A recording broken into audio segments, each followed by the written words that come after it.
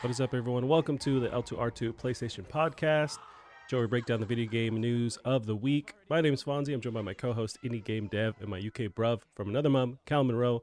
Callum, how are you? Happy 50th episode to you, Callum. And happy 50th to you as well. I'm in a very celebratory mood. But yeah, it's gone very quickly. I think that's probably around exactly a year now, because I think we've been pretty good at going every week, but there's been a couple where we've maybe missed a week or so. So yeah, it's probably about a year, our first year anniversary.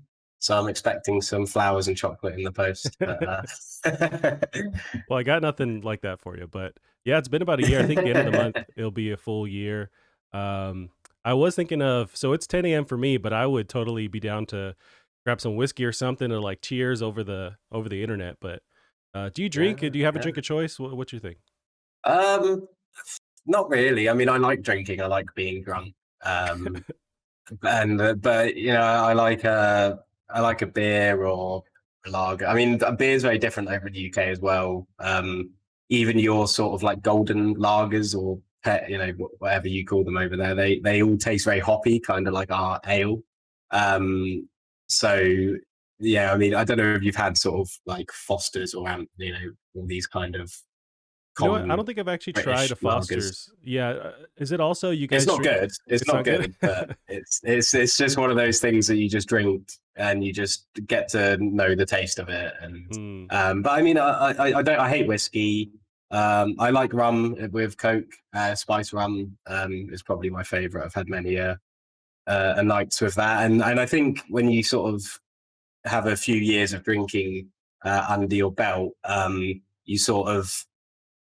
you narrow it down to about one drink that you haven't gone off of, because every other drink I think I've had a really horrible experience with and I never want to drink it again. But rum or spice rum seems to be the one that stayed around.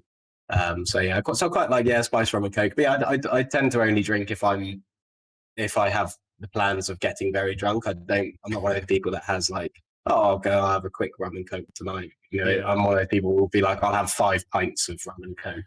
And then I'll get absolutely shit faced. But so yeah, no, I'm not a classy whiskey drinker or anything like that. Yeah, that's something I came around to later on, where I think it's just as you get older, either your taste buds start dying, and so you like really like pungent or just like extreme flavor. So like you mentioned the hoppy beers, like that's my jam for the last like 5 years. Super hoppy stuff, onions, garlic. I just like to just whatever the weirder the taste, like I just kind of end up gearing towards that. But yeah, whiskey's my jam too. I love whiskey, but even tequila, I'm kind of coming around to tequila. Never liked it before. I always get like this weird almondy taste every time, but it's not bad. I'm kind of starting to, that might be my 2021 goals, to get better at tasting tequila, but we'll see. I don't mind tequila if you've got like loads of salt ready for straight afterwards, because that just gets rid of the taste. I'm not good with tastes that I don't like. I think that's why I'm not a huge fan of spirits in particular, just because they are all so like just full of these insane like tastes, and they're very hot and burn, and yeah, I'm just not about that. It's very uncomfortable to my throat and my mouth. So I like just that sort of reject all that.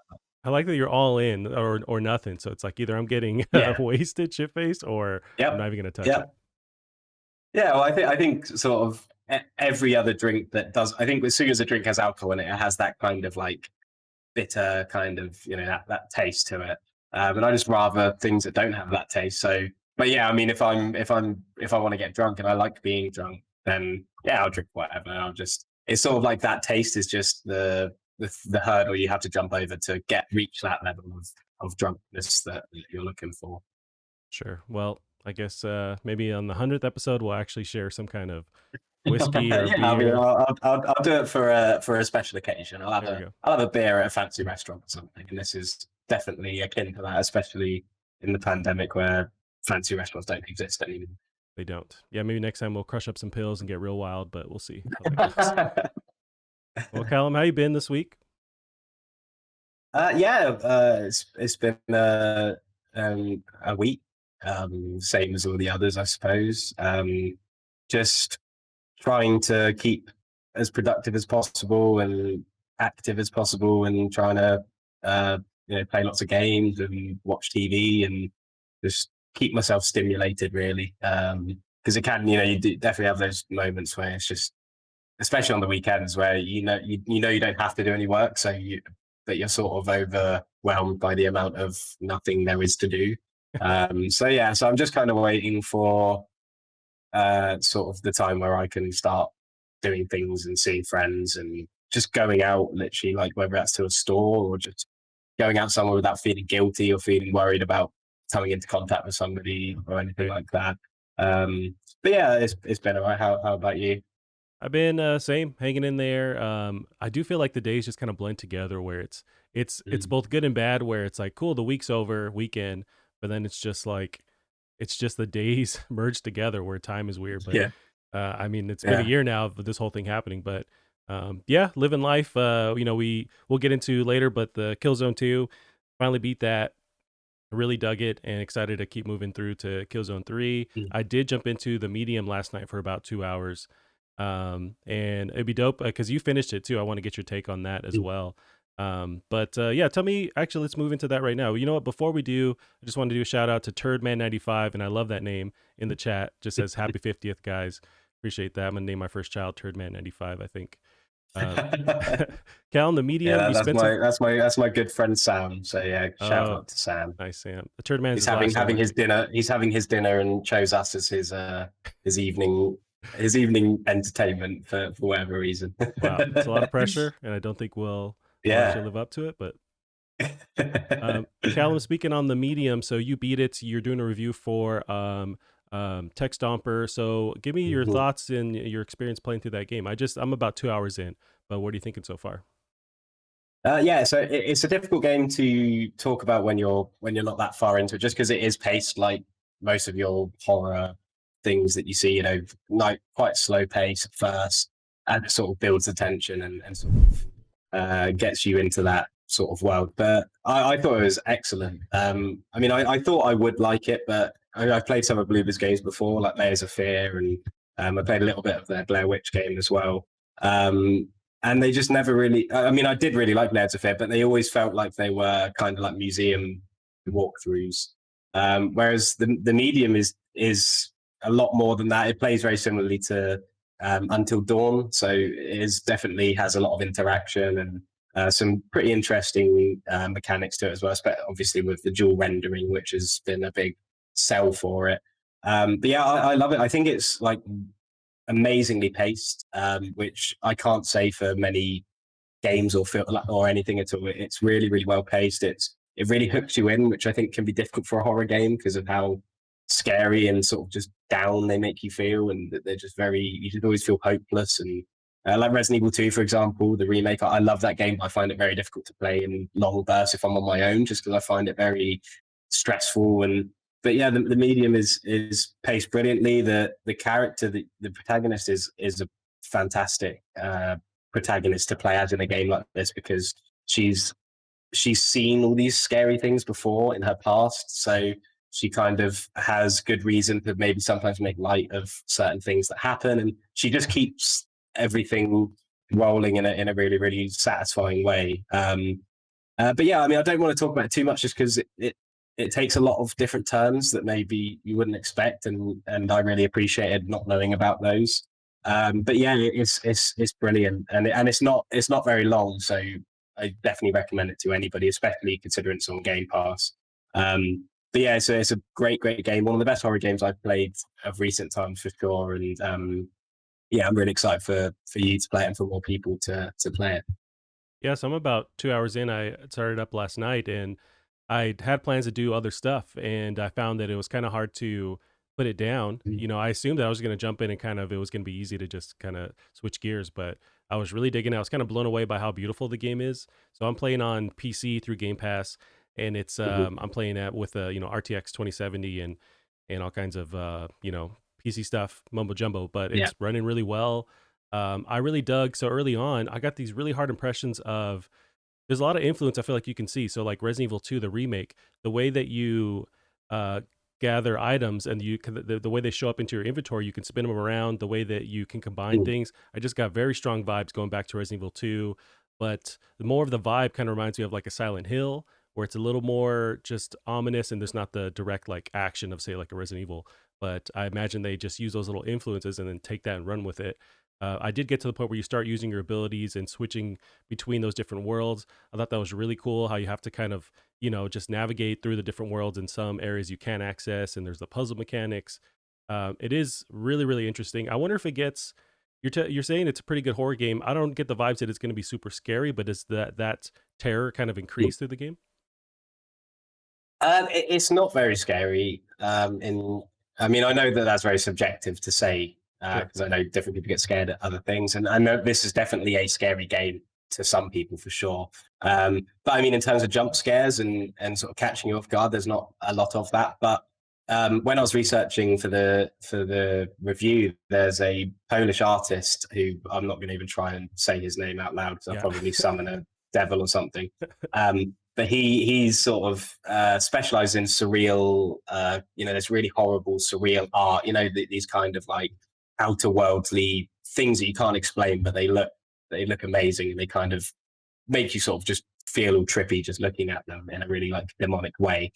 They based the art style of the spirit world on his work, um, and I think that the sort of that art style is very unique, and because it is based on a really great art style, it just does have a really eerie, horrible atmosphere to it. And as you progress through, you'll see some. I mean, the story's very disturbing, gets more and more disturbing, and they really complement the story with really horrible, horrifying audio, and again these great visual things. So it's never trying to make you jump. It's just trying to unsettle you and disturb you.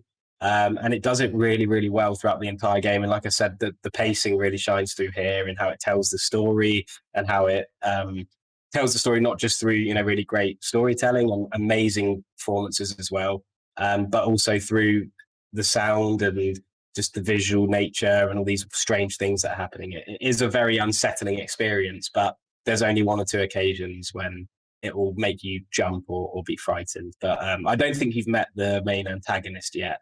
But he's very, very scary. So Mm. I mean, maybe you have, but he's very, very frightening, and he's voiced by Troy Baker as well. I mean, you Oh. wouldn't be able to tell, but he does a great job of making that even more horrifying as well. We need a game. I imagine it's inevitable where Troy Baker just voices everyone. I want to hear that game. I want to hear that experience. Yeah, I did get to the point where you meet Sadness, and that was about the end of my playthrough. Yeah, Yeah, with the visuals you mentioned, yeah, I remember reading the same thing with that artist, and they really nailed that vibe where it's just super, hellish and weird and terrifying, and to use that as your basis for kind of the art going on in the game, that's a great choice, great combination. So yeah, I'm excited to play more. yeah. I'm gonna really jump into that over the weekend. Mm. Nice, Callum. And that is it's an Xbox and or slash PC exclusive right now. There is an article we have later on that maybe shows some hint at PlayStation launch eventually. But yeah, Callum. So we'll jump into before the news. We'll spend some time on Killzone 2 for our PlayStation Book Club. So we got to finally beat the game. I beat it just the other day. We'll jump into that right now. Killzone 2. What are your initial thoughts, overview, and we'll get into the nitty gritty. But what was your takeaway finally jumping into Killzone 2 after Killzone 1? Yeah, it was really nice to experience it again. It's a game that I loved when it first came out. I was and that, sort of the time it came out as well. The age I was. I mean, when did it came out? 2009. So I would have Yes. been like 13 maybe. So I was sort of at that age where everything was awesome, and Right. this was like the big thing, and the graphics I remember were great. And I remember, yeah, just loving it. And I remember at this time, all of my friends were on Xbox. So it was kind of like, I was kind of like, yeah, have you seen this Killzone 2 game? It looks so much better than everything. And I said, but now I play it, I don't think it's aged terribly well. I think it definitely plays well and looks great still, but um, it's just not anything breathtaking. I mean, the set pieces we've now seen it lots of times before, and it doesn't do necessarily anything that exciting, and it's quite short as well. It's just not. It just feels like quite a below par experience in some ways, I thought, but I did really enjoy it, and I think they capture the sort of feeling of invading somebody else's planet really well with how difficult it is. The AI is very aggressive compared to Killzone 1, and very difficult to handle even on normal difficulty. So I definitely think as a shooter, just to play and try and get through it, it's great fun, and stands up well. But I think one bit that I really loved was the end, when you're storming the library, and it's so difficult, and you're just constantly. I mean, it's like the sort of classic D-Day sequence that we've seen in movies and games, where you're sort of, and in real life, obviously, it did happen, Well, we don't where know. you're sort of Figures trying, out. where you're trying to sort of storm like a very heavily guarded area, and you're just dying and dying and dying and trying to sort of get through it, and then the very final bit when you fight Radek is so difficult, but really well put together and very satisfying when you do finally beat him. But yeah, no, I did definitely enjoy it. But I've also gone back to Killzone 1 now, because I finished this maybe on Tuesday or Wednesday, because I want to try and get the platinum on the first Killzone. And yeah, I think I do prefer the first Killzone over the second one. I think What? I mean, I just think obviously the second game is a newer, more modern game and technically better and everything, but I just think Killzone's just the first one is just a lot more fun and just has a lot more variety, and I mean, playing through as the other characters now in the first Killzone, I didn't realize how different the playthrough actually is when you play as them. Like, I'm playing as Luger now, and it actually changes the route you take in levels and some of the dialogue bits, and obviously the weapons are different. So yeah, I think I mean, the problem is with Killzone 2 is that when it first came out, it was such a massive leap technically. So the short sort of length of it and the maybe surface level content was forgivable, especially when it had multiplayer and that was in its prime. But I think now, in hindsight, I just think the first Killzone is just a more complete package and can offer you a little bit more in terms of just general fun and content. But playing through that again, I did love my time with it. I just think it's a bit more of a one and done than the first game is. Yeah, I think we're a bit opposite on this, where I really love my time with Killzone 2. We talked last week how I was really I was dragging my heels getting through the first Killzone, but I Mm. love the improvements over the core gameplay. I really loved how the controls felt way tighter. There wasn't that weird sway with the reloading and swapping weapons. It's way more actiony. I dug the set pieces. I agree that what you're saying with the set pieces themselves, and like if you're going to compare this to shooters around the same time, like say Call of Duty, I don't know if they reach those heights, but it's definitely a good, it's a good comparison, or it's a good attempt to nail that same gameplay. I love the visuals. I think they still hold up to me. I was really kind of blown away how I dug that, just the quality of the visuals and how I think they really stand up still.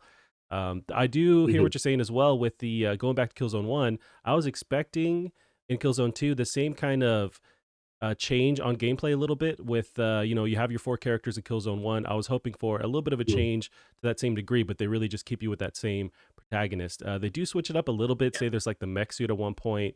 You can swap weapons, differently, but they do kind of follow that same single player FPS shooter mechanic, at that time, where it's just you're following that main character and there's no change there. But I would have liked that same dip into switching up the gameplay as Killzone 1 did. I imagine at Killzone 3 they kind of gave that up as well. But no, overall, I really dug it. I was a little bit frustrated towards the end because it's just so hard, man. They throw a million people at you and they're coming from everywhere. That's one thing that I loved as well about the gameplay, is just like the AI is so smart. And if not smart, they're aggressive, where they're moving around constantly, where it's hard to shoot them because they're taking cover, they're running around, they're pursuing you. They're just it makes it really fun to play against this AI. And for me, that was what kept me going through it. But I overall really dug it. I was impressed with the audio too. It's just leaps and bounds over the first Killzone. I really did not like that flat sounding audio. This is, sounds like full stereo audio. There's a little bit of a callback to the first Killzone with the way the Hellgast talk to you. It's just like they're using that same kind of mantra but updating it. I really dug those just little callbacks to Killzone 1. But I really dug it. The story was improved, but I think maybe I enjoyed the first Killzone story a little bit better. It Mm. was a little more unique. Yeah. But I love just the Hellguest, villains are put on full display here. They really lean hard into the Nazi iconography with Mm. with Killzone 2, and I really dug how these are Yeah. just basically Nazis in space, and I'm all on board to just to just shoot them up, and love their suits and the design on the characters. Yeah, I was just super overall positive on Killzone 2. Yeah, I think you're right about the story as well. I think the story is definitely a weak part of the game, and I think back in the day that was something that was criticized. Well, I mean, this game received so many plaudits when it first came out, rightly so. I mean, at the time, this was just incredible. I mean, it felt heavier and grittier than Battlefield, but it still controlled really well. And the multiplayer, I know I talked about it before, but the multiplayer was just amazing. In fact, I might even play the offline version, the skirmish mode on there against AI, just because, like you said, the AI is amazing. So it's still a way to experience those brilliant maps and the game modes. But yeah, the story I found was really poor. I think they got the major parts right, sort of when Templar obviously gets killed and he's the main character in the first game, and Radek and Visari I think are amazing characters. I think the scene when or the whole part when the ISA space sort of ship gets boarded, I think is brilliant.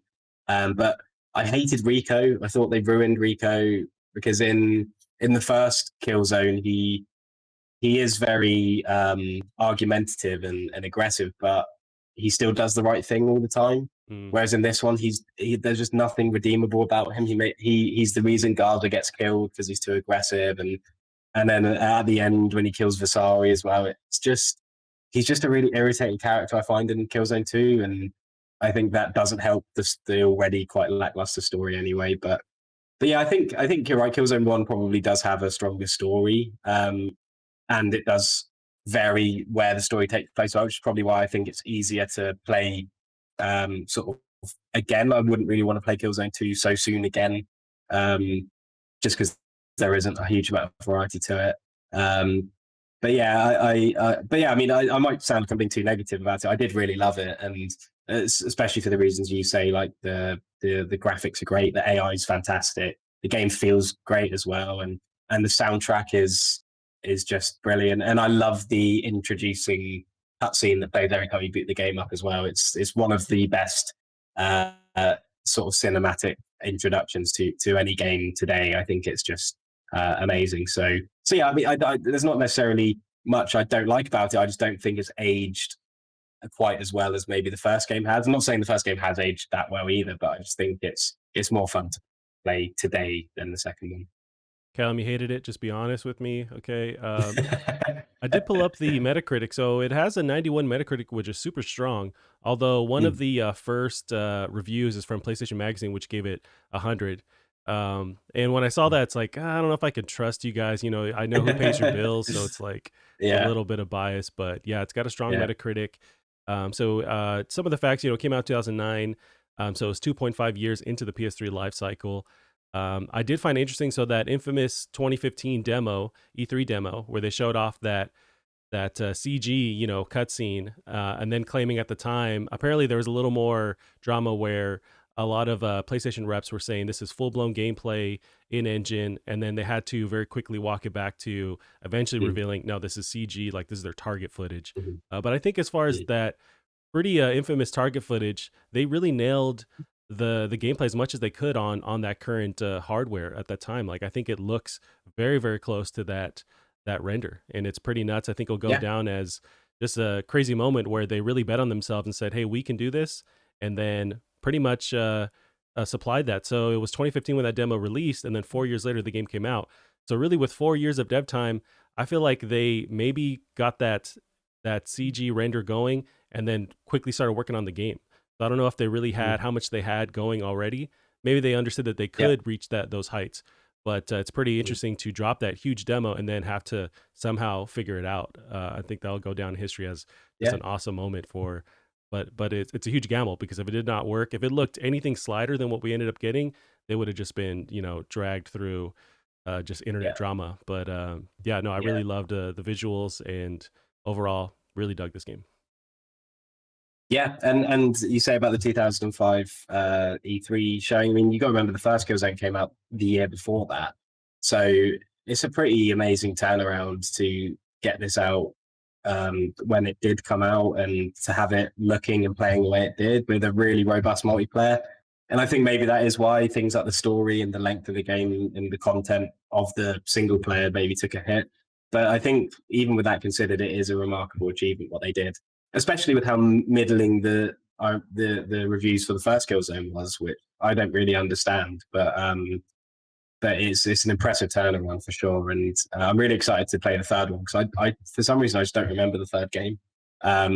Most of my sort of like scattered memories of the series were in Killzone 2. There's a couple of things I can kind of remember about the third one, but I'm really excited to play that one because again that one was reviewed brilliantly and is meant to be one of PS3's best games.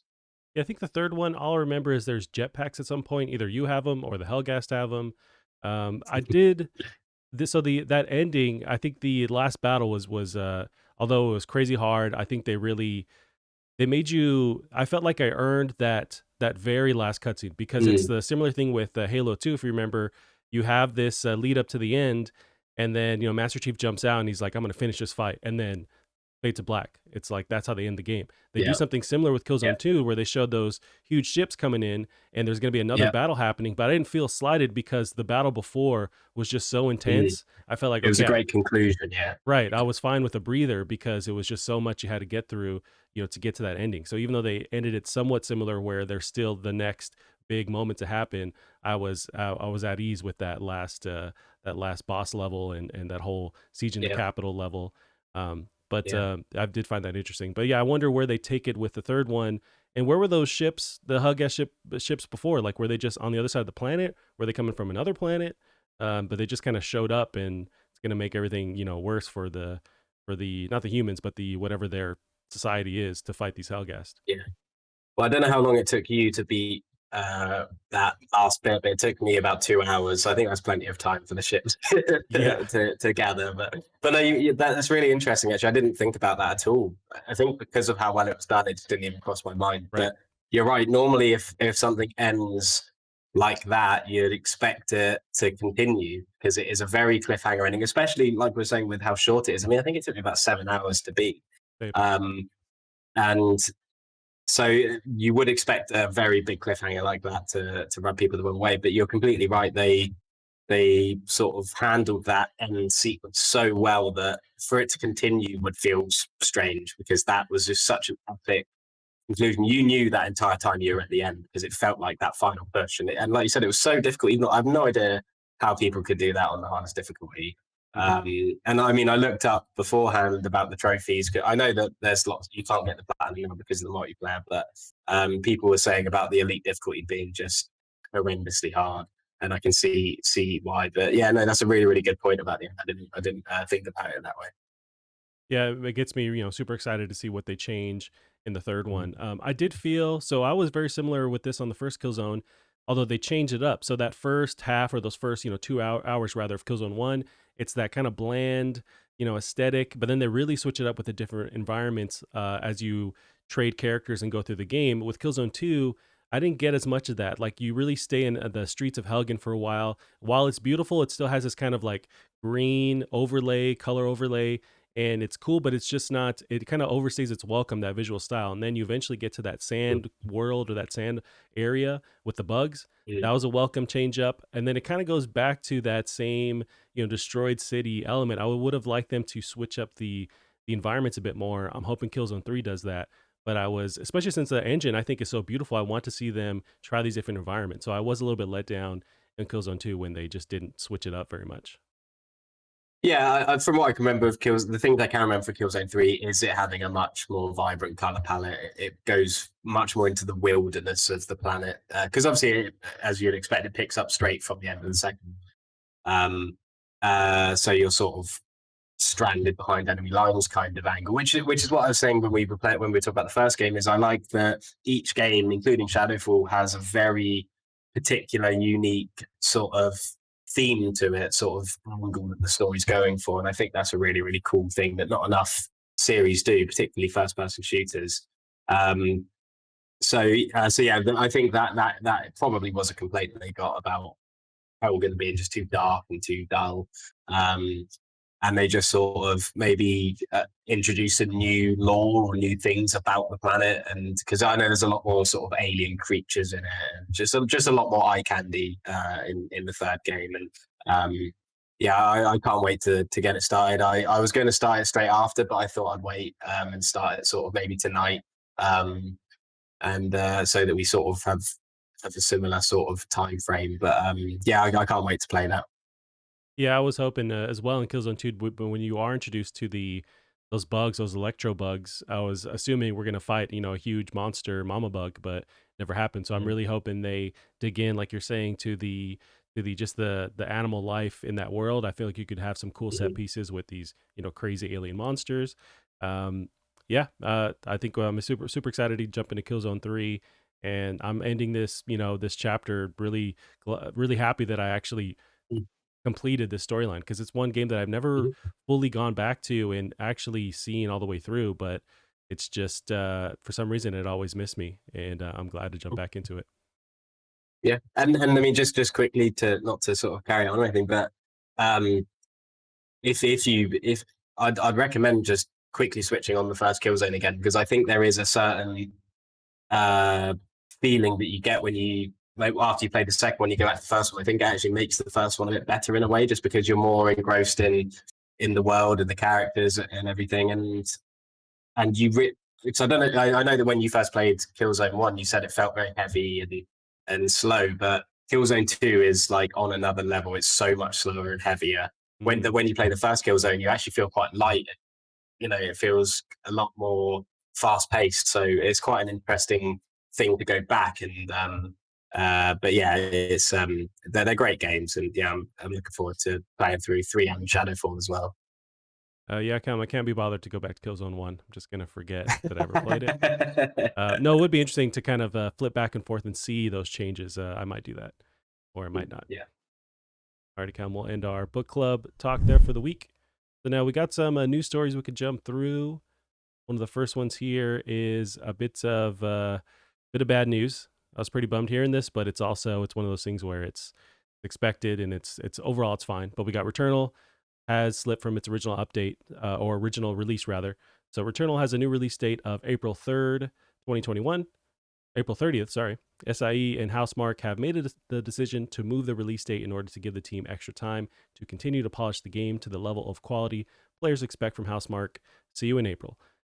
Callum, how did this news take you, and what do you think this means for other exclusives that are planned for 2021, like Ratchet and Clank, which is supposed to be soon, GT7, and we got Ragnarok, Horizon, Forbidden West. How do you feel about this news and what this means for other exclusives? I'm not sure whether it necessarily means too much for the other exclusives, just because I think, I mean, Ratchet and Clank. Well, I'm not sure. I think that there's not too many PS5 exclusives out at the moment, so I think that anyone would just be happy with everything coming out at once, to be honest. But I mean, for me personally, I would like them to be spaced out, and it might mean that maybe they're not, or maybe something gets pushed, but hopefully not. In terms of the actual delay, I'm pleased that I have more time to play other games, which seems to be the case for a lot of people now. But I'm still really, really excited for this, and if it means it can get a bit more polished and everything, then that's fine. Yeah, I hear on that. I was bummed, but it's one of those things where it's just we'll get it eventually, and it's not the biggest slip in time, so it's fine. I do wonder, because one of the next big exclusives that's I feel like it's safe to say we're getting it this year is Ratchet and Clank. I wonder what that does for it. I imagine they're going to want to space them around. Does that mean we get Ratchet and Clank springtime, summertime? I just wonder where that game is as far as in development. And then with Horizon and Ragnarok, I feel fine maybe even pushing those to next year, or they end the year on Horizon. I feel like we have more of a chance of getting that this year, later this year.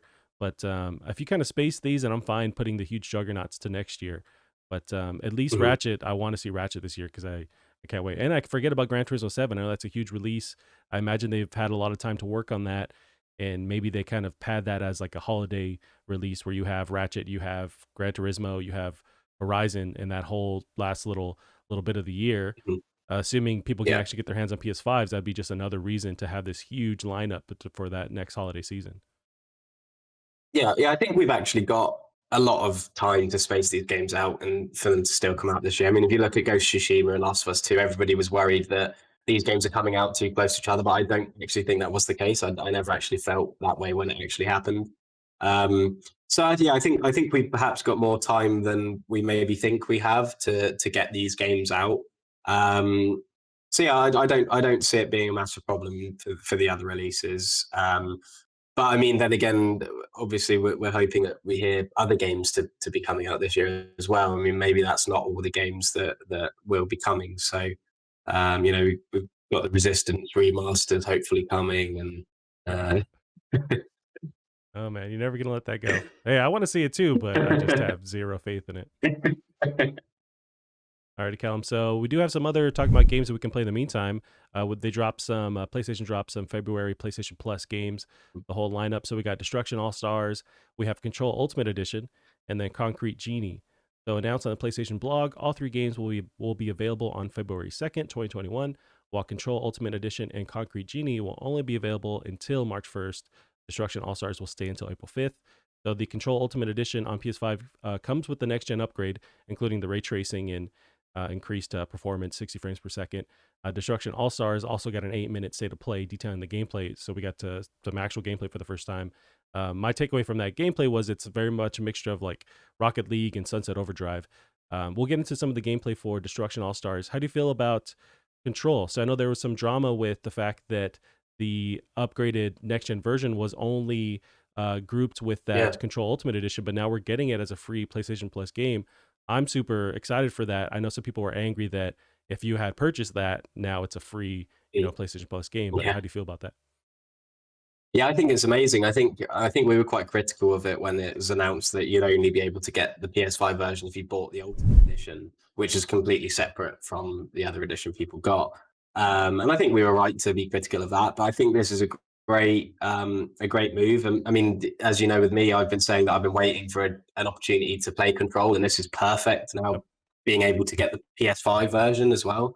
Um, so yeah, I think it's a great move. I think this is probably the best month for games I've seen in a long. Well, I mean, I know that they've been increasingly getting better recently, but this is the top one for sure. And Concrete Genie is a great one to put. I think we've said before it's nice when uh, they choose games that a lot of people probably want to play, but are likely waiting for it to go on sale. And again, I think Concrete Genie's one of those games. I can't remember what the games we said like that before, but I think that there's definitely a bit more method into the games they choose now, rather than just trying to find games that are cheap or easy to do.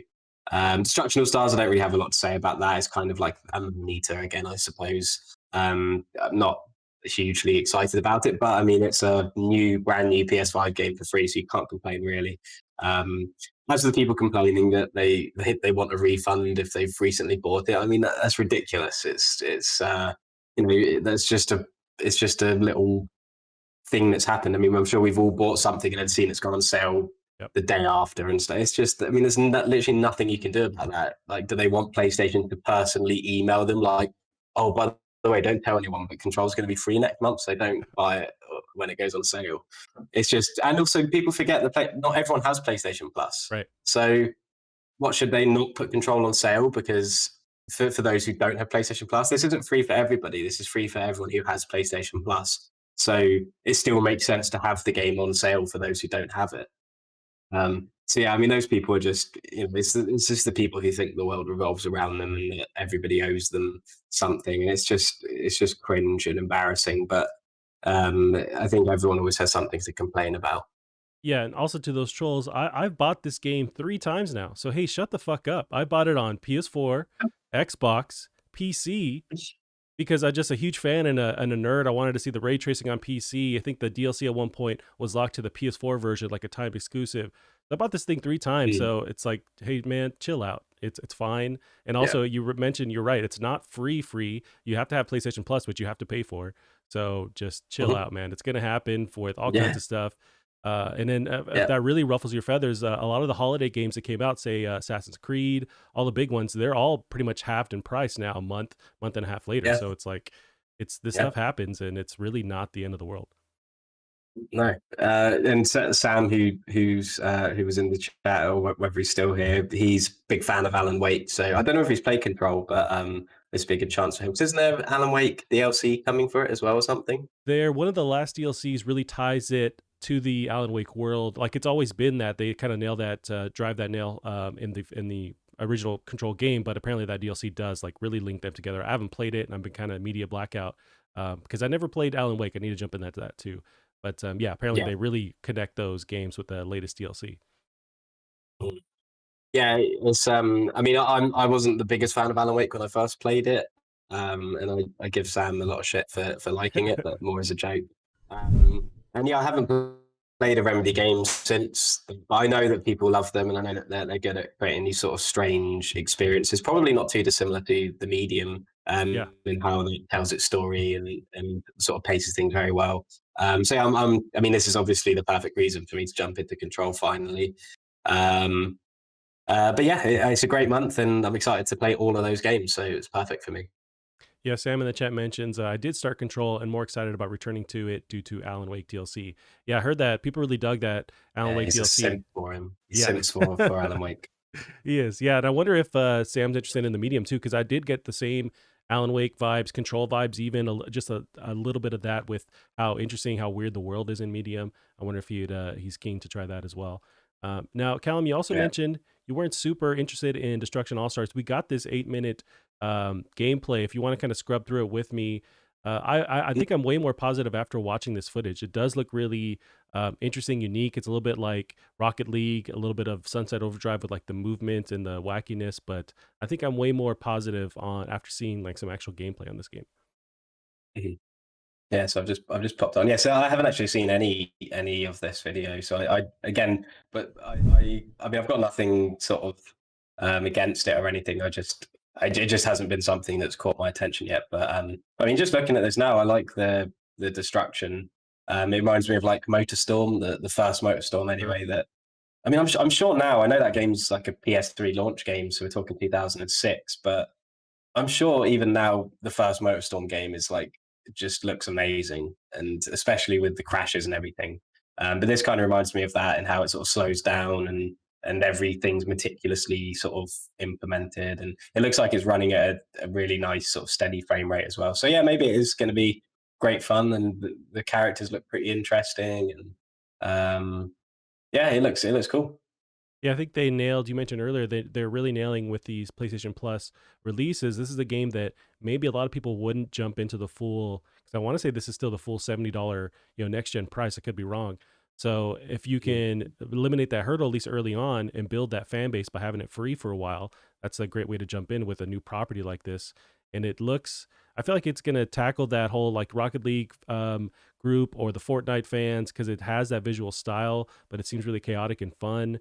You're not just driving, you're moving around, you're jumping out of your vehicle and hijacking other vehicles. Mhm. And the goal is to like a derby race, like you're trying to demolish each other at the same time.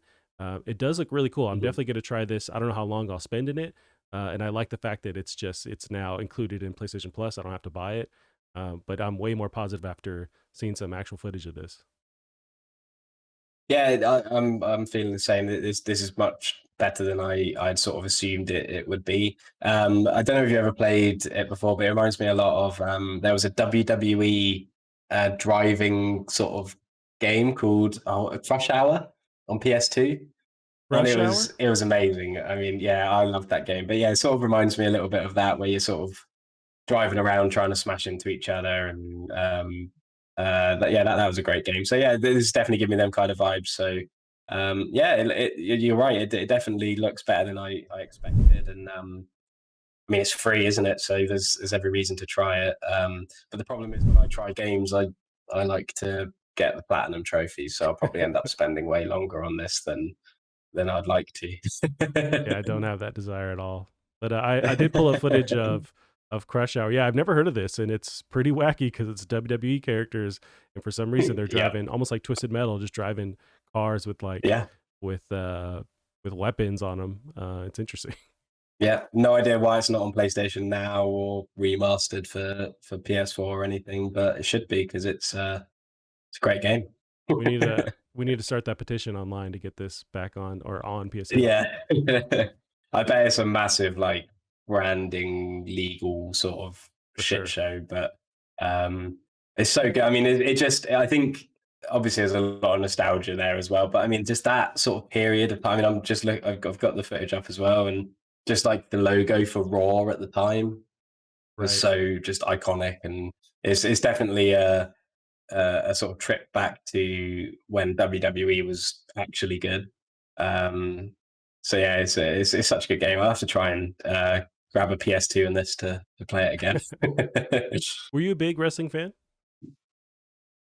I was, yeah. I used to love it.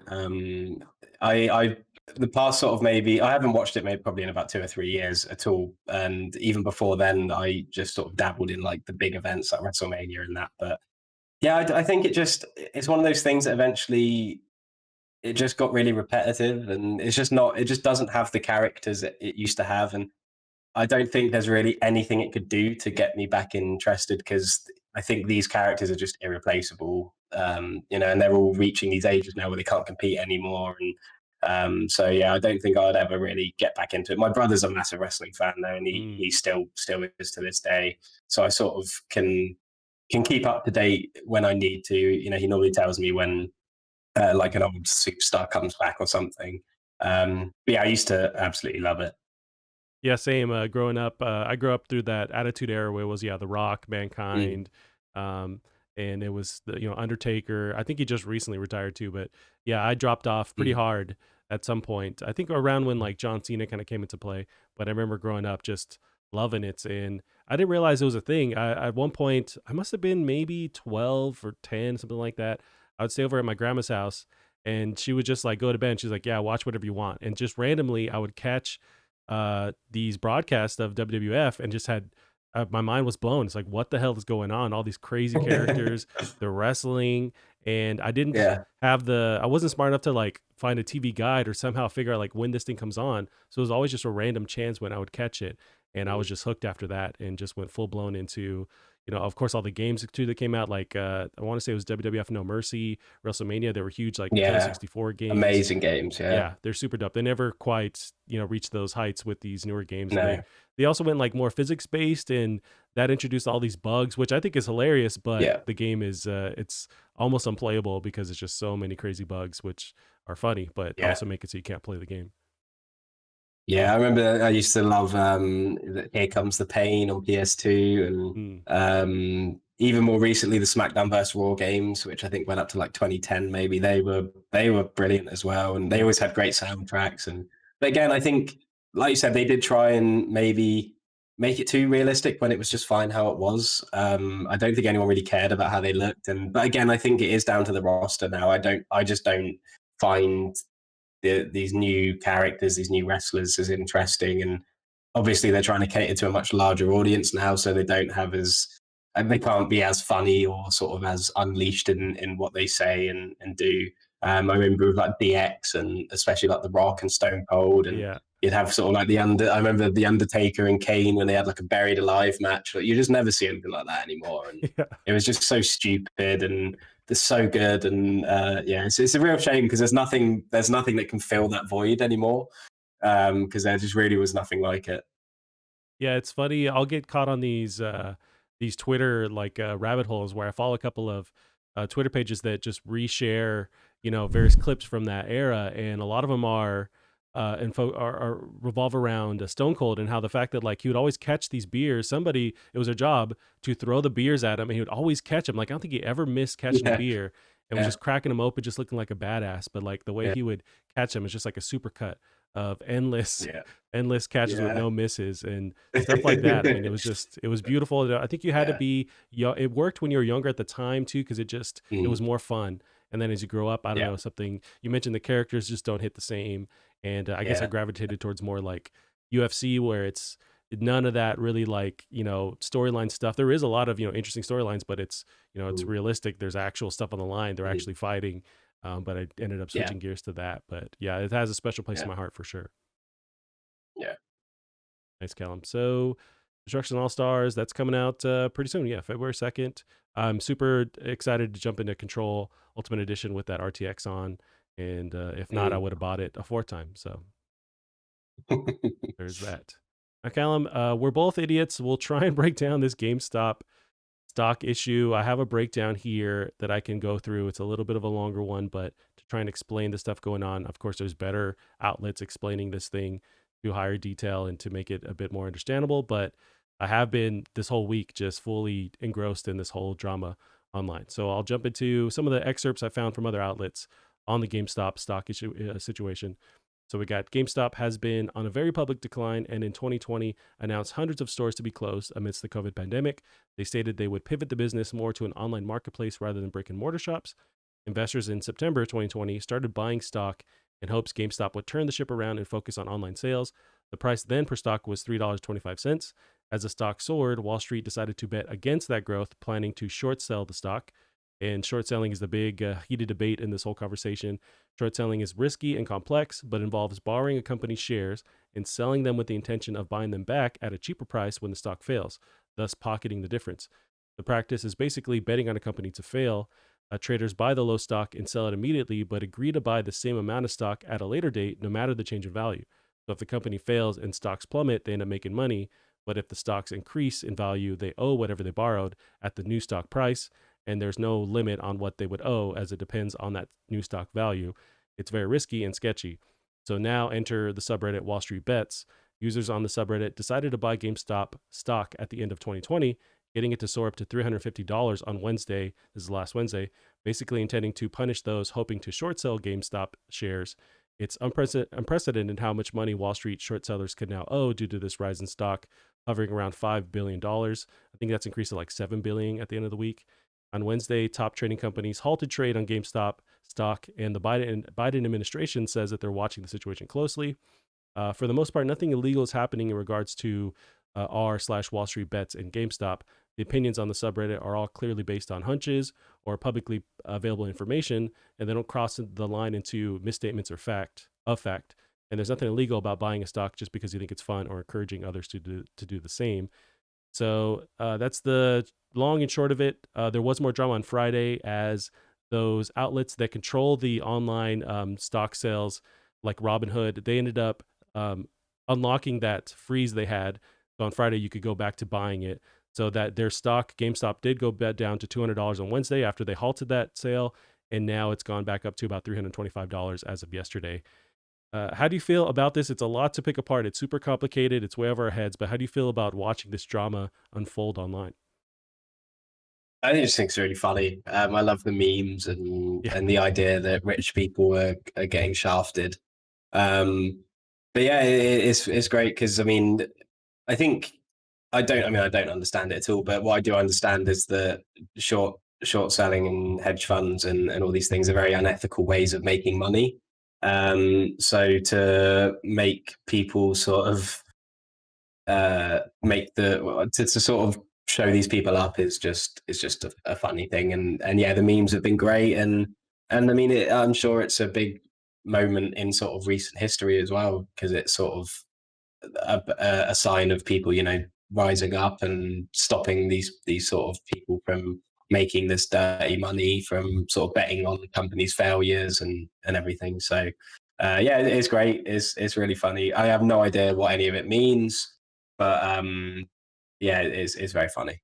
yeah. I don't think it would be on a lot of our radars if it wasn't GameStop being the first, company to do this with, because it's, it's a gaming company. It's on the decline, and it's a great example of a company that shouldn't really earn this raise in stock, but it's people that have decided, to buy into it and to bring it back to life as a way to, punish those creepy Wall Streeters who are just like betting on it to fail. I think the cat is out of the bag where you've seen it now with other companies. So AMC, their stock has risen, and all these other kind of failing companies now, people are lining with them to raise that stock and to really punish those people that are short selling.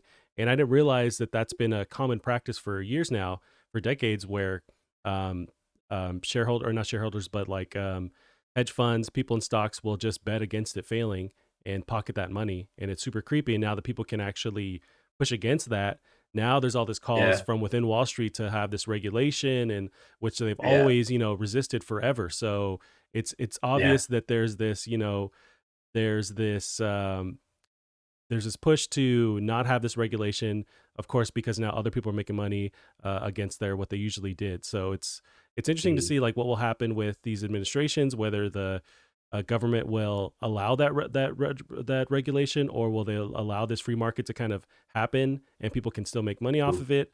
If they do align with these companies, I think it'll be obvious that they're protecting stockholders and protecting Wall Street. But yeah, it's super Yeah. interesting, and it's very complex. I just think it's hilarious how these stockbrokers sort of play the system to make lots of money, and they're happy to do that. But as soon as somebody plays them at their own game, they sort of start crying about it Yeah. and crying for basically sort of rules to bail them out when they're always bending those same rules as well. So it's just very funny. And I've seen a lot of people who are in Wall Street and things saying that they think it's hilarious as well, and that they've actually made lots of money from it because they sort of foresaw this happening anyway. So I think it might be a case of just maybe they're not as clever as they think they are, and I think that's always an amazing thing when someone thinks they're super clever and then they get red faced and shown up. I think it's just a brilliant thing, and you just love to see it. Yeah, it's pretty awesome, and it's not going to go away. I mean, you can't stop people from talking about stocks online, and that's how this thing got started. So whether it's Reddit, whether it's any other group, they're just going to move around and continue doing this. So I'm Yeah. excited to see what happens next. But yeah, this really is on our radar because of GameStop, and I'm sure they're excited that people are now buying their stock and keeping the company alive. I wonder if it can survive for a bit longer now. But even then, like their Yeah. model itself is archaic and dying. So it's like past this whole meme thing, next year will it still be around? I don't know. I don't know if it's enough to really give them some more life, but it is interesting. Yeah. All Yeah, it is very interesting. Callum, so we broke it down. We're experts now on stock. So the next one here is PS5 information. So we got PS5 stock shortage will continue into later half of 2021, says AMD boss. Now this is not the same stocks, but this is the amount of PS5s that you can buy. But that same word there. So this is Yeah. from Push Square, Robert Ramsey.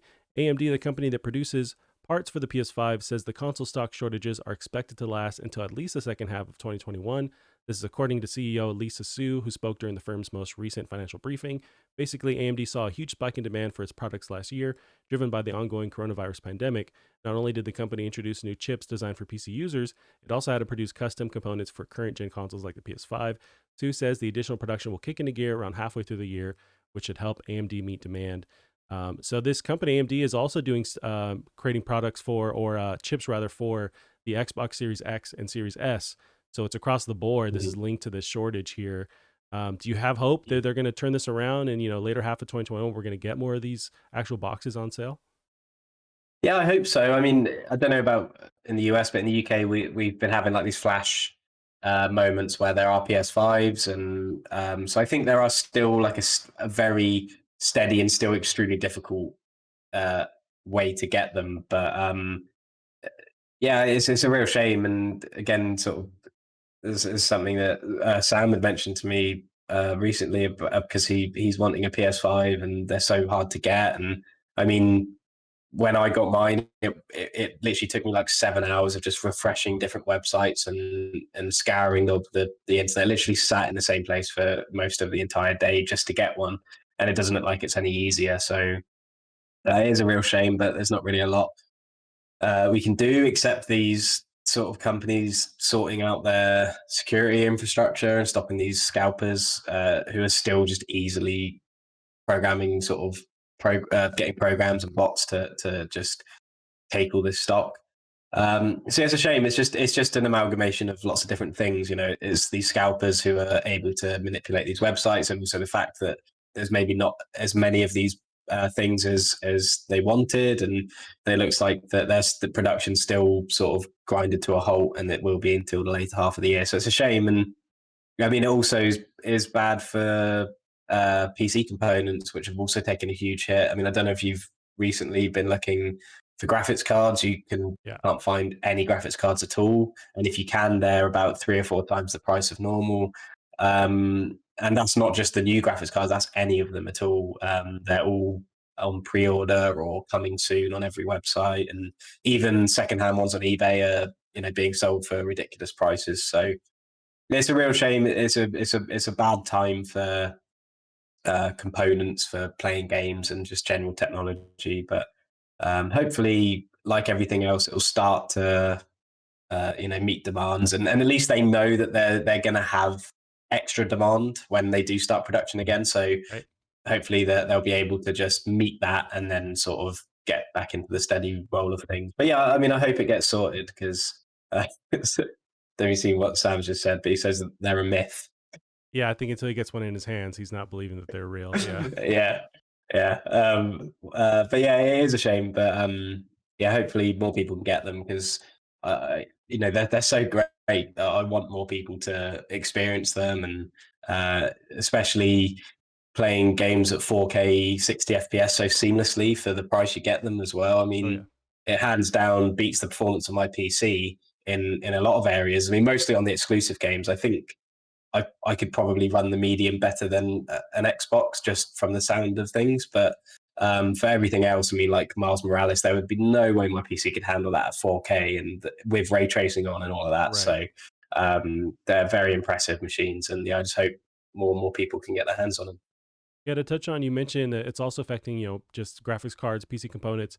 What really grinds my gears is I keep getting emails, tons of emails about buying a prefab PC that has the 3070, the 3080s in there. Apparently they have tons of those. So it's like if you want to get those new cards, you have to buy those full-blown PCs that have them in there. But if you want to buy them individually, you can't. So they have the stock that are allocated to these prefab machines, but it's like I don't want to pay another $1,500, $2,000 just so I can get this new graphics card because it's locked into a PC. Man, it's super frustrating. And Sam, it is annoying. Sam in the chat mentions his Facebook Marketplace is, plus $700 PS5s. Yeah, that's commonplace where they're all just racking up the price. I know I've made comments online where it's like the only way you stop that area of reselling is you just don't buy those. Like it takes everyone collectively to not buy those because these people are hoarding these PS5s hoping that they're gonna make money off of them. But if there's no one willing to budge paying more than that market price, then there's so much risk involved they don't do it anymore. But it takes all of us to just like stop buying these aftermarket or these resale PS5s. Yeah, there's definitely that, and of course some of these. I mean, Curry's was a really bad one, just in how they handled their website and their stock going live incorrectly, and then having to refund and cancel everyone's orders, and it's been such a mess from the side of the retailers as well. They just haven't been able to. I mean, I know we've kicked the arse out of it, but it's not like they didn't know that this was going to be a massive deal for people. Scalpers programming bots to buy stock isn't a new thing either. So the fact that just nothing was done to try and fix it is ridiculous. And the fact that these people can program these things and create these things to manipulate these websites, why can't somebody create something to protect against that? It doesn't make sense, and should be, for me, the priority of all these companies to get people working on that and quickly. I mean, it should have been done if they had any kind of foresight. It should have been done months and months ago, but and we're now months into this happening and it still hasn't been sorted out. So it's just becoming really frustrating. And I really sympathize with how difficult it is to get one, because like I said, I spent 7 extremely frustrating hours trying to get one, and like until I actually got one on order, I was in such a foul mood, and it is really, really irritating. So yeah, I definitely sympathize with those who haven't got theirs yet. Yeah, for sure. Hopefully it improves over time. I don't know, because you're still going to be facing bots once the stock comes back into play. So we will see. Callum, we did talk about the Medium. There's some scuttlebutt, some news about possibly going to PS5 or PlayStation. So the Medium's custom Xbox Series X controller has some familiar symbols on its packaging. This from Push Square, Stephen Taibbi. Is the Medium coming to PlayStation 5? Well, developer Blooper Team was recently asked this very question, and it predictably declined to say either way. However, as the game arrives on Xbox Series X consoles today, it seems packaging faux pas has given us a bit of a clue. So I have the image in the doc. It's a special edition medium box with the controller for the Xbox Series X, and there's for some reason the PlayStation sacred symbols on the box itself. I don't know if this is now obvious it's coming to PlayStation, or it just seems weird that they would throw these symbols on the Xbox Yeah. version of this controller, even if it is coming to PlayStation. But what do you think about this? Yeah, it's really bizarre. I have no idea what to even think of it. But I think normally when somebody asks, especially to do with sort of is this game coming to this console, if it wasn't, surely they would just say no. So the fact they declined to comment maybe hints that it is going to, Right. which is interesting if it is, because I mean I don't know whether what sort of your experience was with it playing on your PC, but I definitely encountered some technical problems. Especially towards the game, I received a really bad graphical glitch where all of the characters' faces had like these black grid textures coming through, Mm. and it persisted till the very end of the game. So it kind of broke the immersion slightly in some of the ending cutscenes and things, which is I mean I'm not sure I've ever seen a graphical glitch quite like that. And I mean, when I turned ray tracing on it seemed to have a really good way of switching itself between ray tracing on and off, depending on sort of what part you're on. I noticed, which was really impressive, and meant that I could get a solid 30 FPS at 1440p with ray tracing on. Um, but in the inventory, when I had ray tracing on, it was just completely bugged out, and like the game would freeze and not really work properly in the inventory system when it was turned on. So it definitely has some issues. So if it is coming to, I mean, you'd imagine it's PS5, not PS4, just because of the kind of game it is. If it is coming, then you'd imagine that they'll definitely get a more definitive version that has sorted out all of these issues. I mean, we've seen on Xbox it's running at 900p on the Xbox Series X as a maximum, and something like 600p on the Series S, which I mean, I'm not sure is massively acceptable, but then again, I've heard that it looks great on Xbox, so perhaps it's not that noticeable. But yeah, so it could be a great thing if it's going to come to PlayStation at a later date, because they'll no doubt get a much tighter, polished version. Yeah, that's same. Where I'm hoping in the next coming months, it is coming to PlayStation. I feel like it's kind of inevitable. They would have said, just like you were mentioning, that it's just not coming. They have to play that weird, vague PR move because they made some kind of deal with Xbox to get there first. I did reach those or encounter those same graphical glitches. Not quite the same, but I played just with ray tracing on. I didn't actually turn it off, but I noticed there was Mhm. weird blue highlighting, like a blue color Mm. highlighting various objects randomly. That I thought maybe that's part of the Yeah, game because I was in that weird, like psychic mode. So yeah. like, is that happening on purpose? But I Mm. could figure out eventually it's not. So yeah, there's some weird glitches there. Might be tied to the ray tracing itself. But yeah, we're Mm. hoping that this does seem to be coming to PlayStation. So hopefully they work on that stuff in the meantime. There was that update Yeah. too. I noticed that you tweeted the same thing. That there was like a 14 gig update. I don't know what that fixed or what that added, but did you notice any change, or did you play before or after? Um, yeah, so I played. I probably did about half before the update and half afterwards. And yeah, I didn't notice anything differently.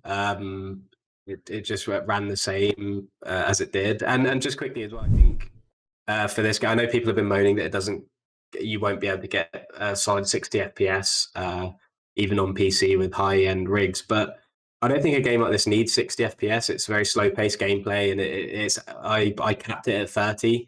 Um, had it at 1440p. I think I had the graphic settings on medium or something, but it still looked great. And at 30 FPS, it was perfect. So I don't think that's necessarily a problem. But yeah, I don't know what the update did. I know that people playing on the Xbox Series S said that the update was 4 GB. It seemed like a lot of people thought I was lying about the size of it for some reason. Huh. But no, on PC it was definitely 14. Um, so I'm not sure whether it because I did find some problems with ray tracing turned on.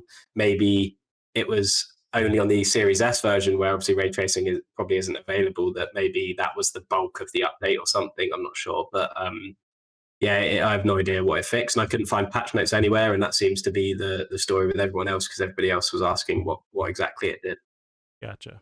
Yeah, it's a mystery. We'll see what happens. I feel like it's pretty strong now. It's coming to PlayStation. Why would they print that on the box? Although, why would they print that on the even then? Why would they print that on the Xbox version of that controller? It's very Yeah, strange. it's really odd.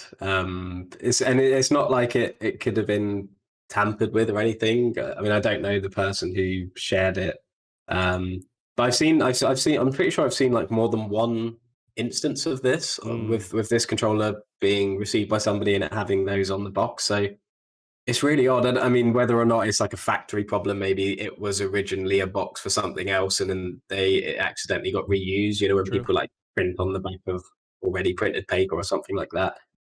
So I don't know. It's very bizarre, but I mean, I hope it comes to PlayStation because it is a brilliant game, and the more people that can play it, the better. Right. I agree. Alan, we'll end our regular episode there and switch gears into our first annual Ultimate PlayStation Fan Trivia Contest. Very scared. Yes. So hang on a moment as I switch gears into our new setup here.